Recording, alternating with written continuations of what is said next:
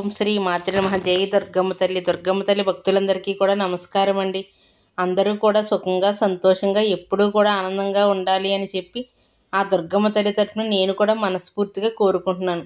ఈరోజు దుర్గమ్మ తల్లి అందించే సందేశం ఏమిటి అంటే కనుక, బిడ్డ జన్మలో ఈరోజు మళ్ళీ రాదు, అస్సలు ఆలోచించుకు, వెంటనే నువ్వు నా చేతిని తాకు తల్లి, 48 గంటల్లో 90 లక్షలు అనేవి నీ గుమ్మంలో ఉండేలా చూస్తాను అని చెప్పి ఏదో ఒక తెలియని సందేశాన్ని, మనకి అర్థం కాని సందేశాన్ని ఈరోజు దుర్గమ్మ తల్లి మనకు అందించాలి అనుకుంటుంది.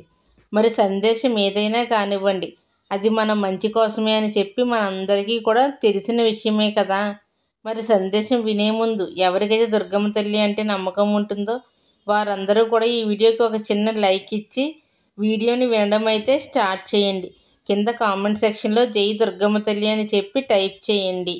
ఇక దుర్గమ్మ తల్లి యొక్క సందేశం విషయానికి వస్తే కనుక, బిడ్డ ఏ సమస్యతో నువ్వు బాధపడుతున్నావో తెలుసుకోలేనంత అంధకారంలో ఉన్నాను అని చెప్పి నువ్వు అనుకుంటున్నావు కదా.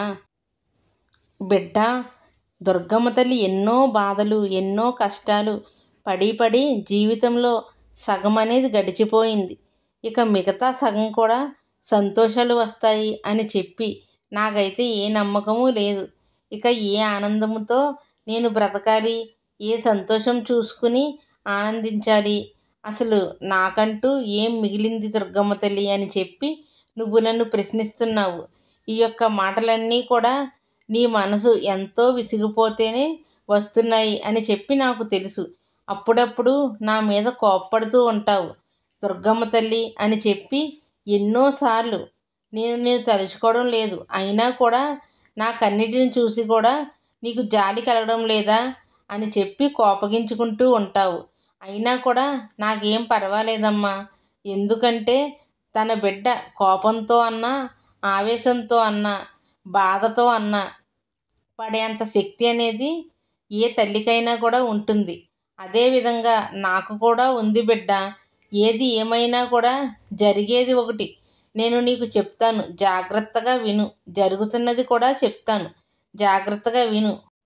మొదటిగా నీకు వచ్చిన కష్టం అనేది ఏదైనా ఉంది అంటే కనుక, నీ యొక్క బంధం విషయంలో, అంటే నీ యొక్క భర్త విషయంలో నువ్వు చాలా ఇబ్బంది పడిపోతూ ఉన్నావు. తను నీకు నచ్చినట్లుగా ఉండటం లేదు అని చెప్పి, నీ మాట ఏది కూడా వినడం లేదు అని చెప్పి, విన్నట్లుగా నటిస్తున్నాడు అని చెప్పి, ఇలా ఎన్నో రకాల మాటలు అనేవి తన మీద నీకు ఉన్నాయి. కానీ ఎన్ని అనుకున్నా కానీ, ఎన్ని రకాలుగా ప్రయత్నించినా కానీ తనలో అప్పటికప్పుడు మారినట్లుగా నీకు కనిపిస్తున్నా కానీ తను చేసేదే చేస్తున్నారు తప్పితే ఏదీ కూడా నీ కోసం ఆగటం లేదు అని చెప్పి నువ్వు గమనిస్తున్నావు. ఇదంతా తెలుసుకునే మనసును ఇంతగా పాడు చేసుకుంటున్నావు. అవును బిడ్డ, నిజమే. ఎందుకంటే తాను పట్టిన కుందేలుకు 3 కాళ్ళు అనే స్వభావం మీ ఆయనది. అది నేను ఒప్పుకుంటున్నాను.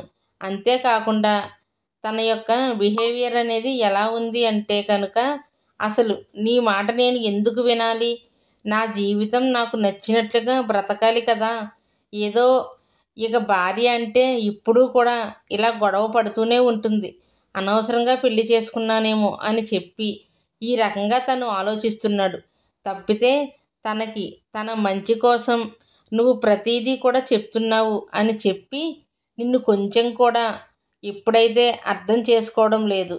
మరి ఎప్పటికీ అర్థం చేసుకోరా అంటే కనుక, ఎప్పటికైనా కానీ తప్పకుండా నువ్వు చెప్పిన మాటలన్నింటినీ కూడా అర్థం చేసుకుంటాడు. కాకపోతే దానికి కొంత సమయం అనేది ఉంది.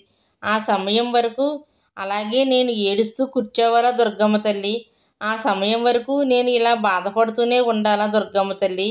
మరి ఆ సమయం ఎప్పుడు వస్తుంది దుర్గమ్మ తల్లి అని చెప్పి నువ్వు నన్ను ప్రశ్నిస్తూ ఉన్నావు. అయితే దానికి సమాధానం కూడా చెప్తాను విను.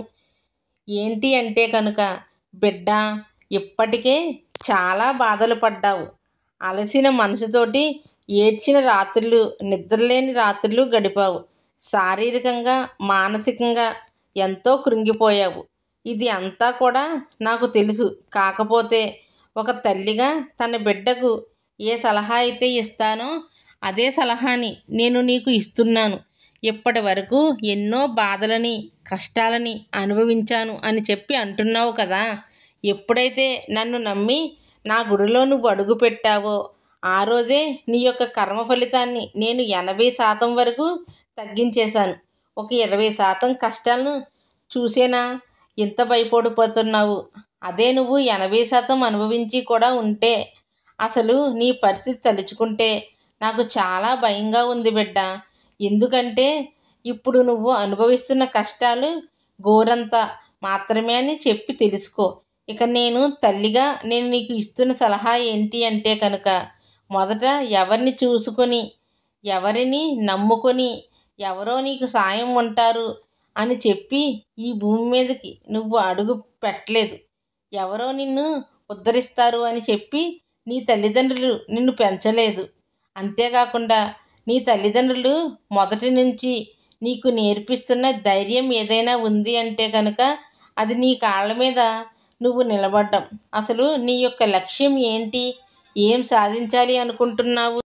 ఏం చేయాలి అనుకుంటున్నావు? నీకంటూ ఒక ప్రత్యేకత ఉంటుంది కదా. ఆ ప్రత్యేకతలో నువ్వు ఎందుకు శ్రద్ధను చూపించలేకపోతున్నావు? ఎప్పుడూ కూడా వేరే వారి గురించి ఆలోచించుకుంటూ నీ మెదడు ఇప్పుడే చాలా వరకు సన్నగిల్లిపోయింది. నీ యొక్క ఆలోచన శక్తి, నీ యొక్క జ్ఞాపక శక్తి, నీ యొక్క తెలివితేటలు అన్నీ కూడా అడుగంటిపోతున్నాయి. ఎప్పటికైనా కానీ తెలుసుకోకపోయావు అంటే జీవితంలో నువ్వు చాలా నష్టపోతావు అని చెప్పి తెలుసుకో బిడ్డ. ఇక నేను పూర్తిగా చెప్పేది ఏంటి అంటే కనుక, నీ గురించి నువ్వు ఆలోచించుకో. నీ పని నువ్వు చేసుకో. నీకు ఆకలైనప్పుడు నువ్వు తిను. నీకు నిద్ర వచ్చినప్పుడు ప్రశాంతంగా నువ్వు నిద్రపో.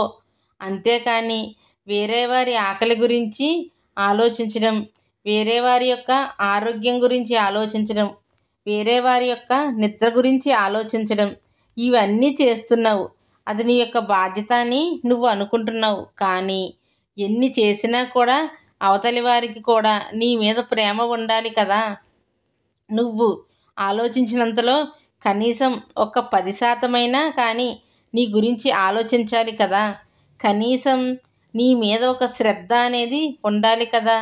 నువ్వు ఎప్పుడు తింటున్నావో వారికి తెలియదు. నువ్వు ఏడుస్తున్నావో తెలియదు. సంతోషంగా ఉన్నావో తెలియదు. బాధలో ఉన్నావో తెలియదు. ఏది కూడా నీ గురించి రవ్వంత కూడా పట్టించుకోకుండా వారి యొక్క శరీరపు సుఖం కోసం చెడు వ్యసనాలకు అలవాటు అయ్యి వారి యొక్క స్వార్థం వారు చూసుకుంటున్న వారి కోసం నిన్ను నువ్వు ఎందుకు కష్టపెట్టుకుంటున్నావు అని చెప్పి నేను నిన్ను ప్రశ్నిస్తున్నాను. మరి దీనికి సమాధానం ఏం చెప్తావో నాకు చెప్పు బిడ్డ. ఇక తర్వాత రెండవది, నీ ఆలోచన ఏంటి అంటే కనుక, అందరూ ఉన్నా కానీ అనాథలా బ్రతుకుతున్నాను దుర్గమ్మ తల్లి. ఒంటరిగా అనిపిస్తుంది. ఎవరూ లేనట్లుగా అనిపిస్తుంది. అందరి కోసం ఆలోచిస్తున్నాను. నేను ఒక్కదాన్నే కదా దుర్గమ్మ తల్లి. నా ఒక్కదాని కోసం కనీసం ఎవ్వరూ కూడా ఒక్క నిమిషం కూడా ఆలోచించడం లేదే అని చెప్పి కూడా బాధపడుతున్నాను దుర్గమ్మ తల్లి. ఏ బంధం కూడా శాశ్వతం కాదు. ఏ యొక్క రిలేషన్స్లో ఏవైతే ఉంటాయో ఒక బిడ్డకు తల్లి నుంచి, తల్లికి బిడ్డ నుంచి, భార్య నుంచి భర్తకు, భర్త నుంచి భార్యకు, తల్లిదండ్రుల యొక్క రిలేషన్షిప్ ఏవైతే ఉంటాయో ఇవన్నీ కూడా ఎంతవరకు అంతవరకు మాత్రమే బిడ్డ. ఇది నువ్వు ఒప్పుకున్నా ఒప్పుకోకపోయినా అక్షర సత్యం అని చెప్పి తెలుసుకో. కనుక నేను మొత్తానికి చెప్పేది ఏంటి అంటే కనుక, నీ బాధ్యతను నువ్వు నెరవేర్చు. నీ బాధ్యత కోసం నువ్వు కష్టపడు.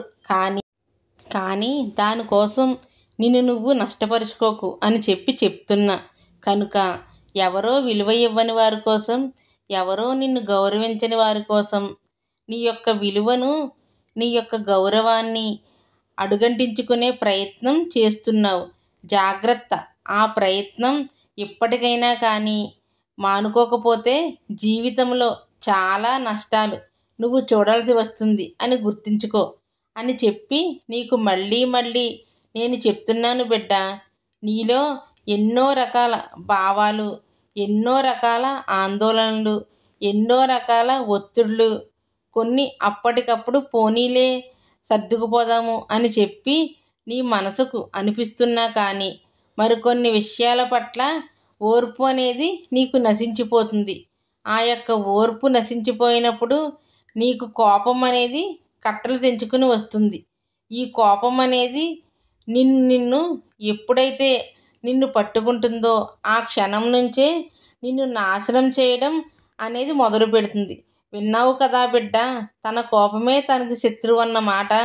నువ్వు కోపంగా ఉండడం వల్ల నీకు బీపీ పెరుగుతుంది, తలనొప్పి వస్తుంది. నీ యొక్క మైండ్ మెంటాలిటీ ఏదైతే ఉంటుందో అదంతా కూడా చాలా బాధాకరంగా మారిపోతుంది. అదొక రిలాక్సేషన్ అనేది పూర్తిగా నీ మనసు నుంచి వెళ్ళిపోయి ఎప్పుడూ కూడా ఆందోళనగా స్ట్రెస్గా ఉంటావు. అసలు నువ్వు అద్దంలో చూసుకున్నావా? ఎప్పుడన్నా నీ ముఖం అనేది అంతకుముందు ఎలా ఉంది, ఇప్పుడు ఎలా ఉంది అని చెప్పి ఇదంతా దేనికోసం, ఎవరి కోసం బిడ్డ? ఒక్కసారి ఆలోచించుకో. నిన్ను నువ్వు ప్రశ్నించుకో. అద్దంలో చూసుకున్నప్పుడు అయ్యో ఏంటి నేను ఇలా అయిపోతున్నాను, ఏం సాధిస్తాను ఇలా అయిపోవడం వల్ల అని చెప్పి ఒక్కసారి ప్రశ్నించుకో. అన్ని నిజాలు బయటికి వస్తాయి.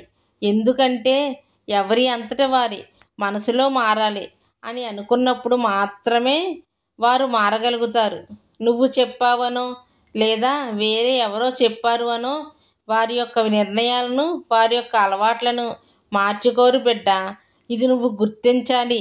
కనుక చక్కగా నువ్వు అద్దంలో చూసుకొని ఎంత అందంగా రెడీ అవ్వగలుగుతావో, నీ యొక్క సంతోషం ఎలా రెడీ అయితే రెట్టింపు అవుతుందో అలా నువ్వు రెడీ అయ్యే ప్రయత్నాన్ని చెయ్యి.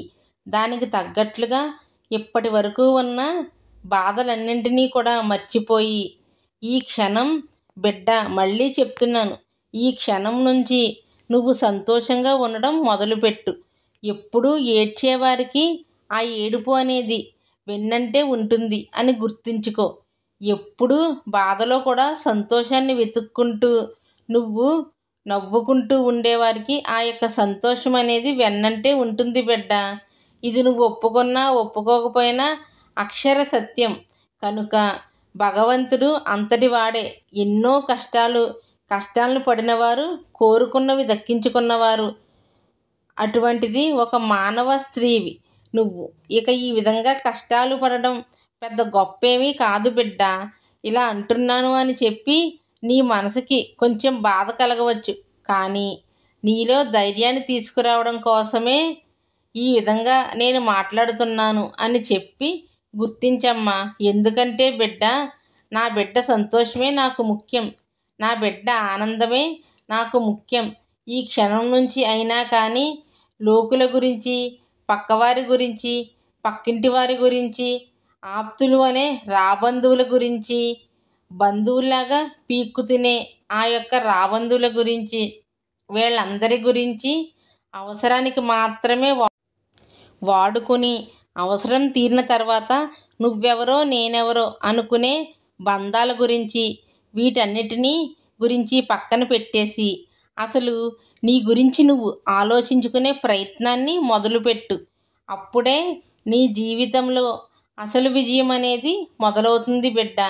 కొత్త కొత్త సంతోషాలు అనేవి నీ జీవితంలో ఎన్నో రానున్నాయి. ఈ విధంగా నువ్వు ఎప్పుడూ కూడా డిప్రెషన్లోకి వెళ్ళిపోయినట్లుగా ఉంటే కనుక నువ్వు ఫ్యూచర్లో నీ కోసం ఎదురుచూసే సంతోషాలను నువ్వు చూడలేకపోతావు. ఎందుకు చెప్తున్నాను అని చెప్పి అర్థం చేసుకో. నీ యొక్క సొంత బంధమైనా కానీ నిన్ను కష్టపెట్టినప్పుడు ఆ బంధానికి బాధ్యతగా నువ్వు ఏం చేయగలవో అంతవరకే చేసేయి. ఏదన్నా కానీ పెదవుల వరకే కానీ మనసు వరకు కూడా ఏ కష్టాన్ని కానీ ఏ నొప్పిని కానీ రానివ్వకు. గుర్తుంది కదా. ఇక ముఖ్యమైన విషయం వస్తే కనుక నీకు నీ యొక్క జీవితం బాగుపడడానికి డబ్బు అనేది నీకు చాలా అంటే చాలా అవసరం. ఆ డబ్బు కోసం ఎన్నో గొడవలు, ఎన్నో కష్టాలు, ఎన్నో బాధలు, ఎన్నో అవమానాలు, ఎన్నో తిట్లు, ఎన్నో గొడవలు ఇవన్నీ కూడా జరిగాయి. కానీ నీకు దక్కాల్సినంత మాత్రం నీకు దక్కకుండా పోతుంది. కనుక నీకు నేను 48 గంటలలోపు నువ్వు ఎదురు చూస్తున్న ధనం ఏదైతే ఉందో అంటే ఏ వైపు నుంచి నువ్వు ధనం రావాలి అని చెప్పి కోరుకుంటున్నావో, ఎవరైతే నీ దగ్గర ధనం తీసుకుని వదిలి నీకు ఇవ్వకుండా వాళ్ళే నిన్ను మోసం చేయాలి అని చెప్పి అనుకున్నారో, వారే స్వయంగా వారి చేతులతో ఆ ధనాన్ని తెచ్చి నీ చేతుల్లో పెడతారు. ఇక అంతేకాకుండా నీకు ధనం రాబడి కోసం ఎటువంటి పని అంటే ఉద్యోగరీత్యా కానీ వ్యాపార రీత్యా కానీ ఎటువంటి పని చేస్తే నీకు ధనం అనేది అందుతుందో, ఆ ధనం అనేది నీకు ఆ వచ్చే గడియలు అనేవి 48 గంటలలోపు చాలా ఎక్కువగా నీకు ఉన్నాయి బిడ్డ. ఎవరైతే నువ్వు ఇది చూస్తున్నావో వారందరికీ కూడా మళ్ళీ మళ్ళీ చెప్తున్నాను, నీకు లక్ష్మీ ద్వారాలు అనేవి తెరుచుకున్నాయి. ఈ విధంగా లక్ష్మీ ద్వారాలు అనేవి తెరుచుకున్నప్పుడు నువ్వు ధనం కోసం చేసే ప్రయత్నం ఏదైతే ఉంటుందో అది నీకు తప్పకుండా ఫలిస్తుంది. కనుక ఏ ప్రయత్నం చేస్తే నీ ధనం అందుతుంది అని చెప్పి నీ మనసులో నీకు ఇప్పుడు అనిపిస్తుందో వెంటనే ఆలోచించకుండా ఆ ప్రయత్నం కనుక నువ్వు మొదలుపెట్టావు అంటే 48 గంటలలోపే నువ్వు ఆశించినంత ధనం, కనీసం 90 లక్షల ధనమైనా కానీ నీ గుమ్మంలో ఉంటుంది బిడ్డ. ఇక ఆ ధనం వచ్చిన తర్వాత నిన్ను అవమానించిన వారు, నిన్ను ఏడిపించిన వారు, నిన్ను దుఃఖంలోని నెట్టిన వారు, ఎవరైతే నిన్ను లెక్క చేయకుండా చూశారో వారందరి నోర్లు కూడా మూతపడతాయి. ఇక అవకాశం అనేది నీకు వస్తుంది బిడ్డ. ఈ అవకాశాన్ని మాత్రం నువ్వు దయచేసి చేజార్చుకోవద్దు అని చెప్పి మళ్ళీ మళ్ళీ చెప్తున్నాను. నా బిడ్డ ఎప్పుడూ కూడా ఒకరి మీద ఆధారపడకూడదు. ఒకరి కోసం వారు వచ్చేంత వరకు వారి యొక్క పనుల కోసం నా బిడ్డ ఎప్పుడూ కూడా చెయ్యి చాపకూడదు. నా బిడ్డ ఎప్పుడూ కూడా తన కాళ్ళ మీద తాను నిలబడాలి. తన యొక్క సొంత కర్తవ్యాలను తాను నెరవేర్చుకోగలగాలి. కనుకనే నేను నీ వెన్నంటే ఉండి ఈ సహాయం చేస్తున్నాను అని చెప్పి నువ్వు ఆశించు బిడ్డ. నేను ఇందాక చెప్పినట్లుగా కష్టాలు అనేవి నీటి మీద బుడగల్లాంటివి. అవి ఎంతసేపు నిలిచి ఉండవు అని చెప్పి గమనించు. ఏ కష్టం వచ్చినా కానీ, ఏ బాధ వచ్చినా కానీ, ఏ నష్టం వచ్చినా కానీ నీ వెన్నంటే ఈ దుర్గమ్మ తల్లి ఉంటుంది అని చెప్పి ఒక్కసారి కష్టంలో ఉన్నప్పుడు దుర్గమ్మ తల్లి ఈ కష్టాన్ని తీర్చమ్మా అని చెప్పి ఒక్క మాట మనసులో తలుచుకో. పిలవంగానే వెంటనే నేను నీ యొక్క కష్టం తీర్చడానికి పరిగెత్తుకుంటూ వస్తాను అని చెప్పి మాత్రం మర్చిపోవద్దు బిడ్డ. ఏ కష్టంలోనైనా, సుఖంలోనైనా, దుఃఖంలోనైనా, ఆనందంలోనైనా అన్నింటా కూడా ఈ దుర్గమ్మ తల్లి ఉంటుంది అని చెప్పి నువ్వు నన్ను నమ్ము బిడ్డ. నీ నమ్మకమే నిన్ను గొప్ప దారిలో పెడుతుంది. ఆ నమ్మకాన్ని, నా చేతిని మాత్రం ఈ జన్మలో విడవద్దు బిడ్డ. నీకు అంతా కూడా శుభమే జరుగుతుంది. నువ్వు కోరుకున్న కోరికలన్నీ కూడా నెరవేరుతాయి. నన్ను నమ్మి ఈ సందేశం విన్నావు కాబట్టి నీ యొక్క ధనం ఏదైతే ఉందో అది 48 గంటల్లో నిన్ను తప్పకుండా చేరుకుంటుంది అని చెప్పి ఈరోజు దుర్గమ్మ తల్లి మనకి చాలా చక్కటి సందేశాన్ని అందించింది. మరి ఈ సందేశంలో ఎంతో గొప్ప ఆంతర్యం ఉంది కదా. మరి ఈ సందేశం మీ అందరికీ కూడా నచ్చింది అనుకుంటున్నాను. నచ్చింది అనిపిస్తే చూసి వెళ్ళేవాళ్ళు తప్పకుండా ఒక చిన్న లైక్ ఇవ్వండి ఫ్రెండ్స్. మొదటిసారి మన ఛానల్లోకి వచ్చినట్లయితే కనుక సబ్స్క్రైబ్ చేసుకుని సపోర్ట్ చేయండి. మరి రేపు మరొక మంచి సందేశంతో తప్పకుండా కలుసుకుందాం. అంతవరకు కూడా దుర్గమ్మ తల్లి ఆశీస్సులు అనేవి మీపై ఉండాలి అని చెప్పి మనస్ఫూర్తిగా కోరుకుంటూ సర్వేజన సుఖినో భవంతు. జై దుర్గమ్మ తల్లి.